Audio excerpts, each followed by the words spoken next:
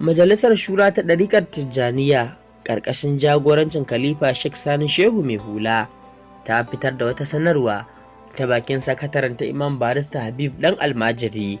Sanarwar na bayyana damuwa kan tsare babban malamin addinin Musulunci Sheikh Sani Abdulkadir Zaria.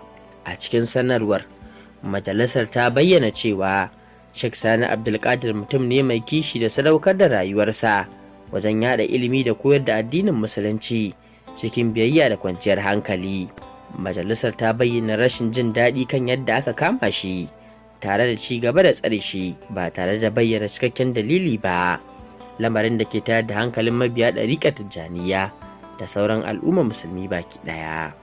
Don haka majalisar na kira da babban murya ga shugaban ƙasa Bola Ahmed Tinubu da ya bayar da umarni cikin gaggawa domin sakin wannan babban malami na ɗariƙar Tijjaniya domin ya ci gaba da aikinsa na koyar da addinin Musulunci. Majalisar ta yi kira ga dukkanin limaman Juma'a na ɗariƙar Tijjaniya da su yawaita addu'o'i musamman akan Allah kubutar da Khalifa Sheikh Sani Zaria. Majalisar ta yi kira ga dukkanin mabiya ɗariƙar Tijjaniya da su zama masu ladabi ga doka, su guji ɗaukar doka a hannunsu. Aminu Daiba, FVM Hausa International.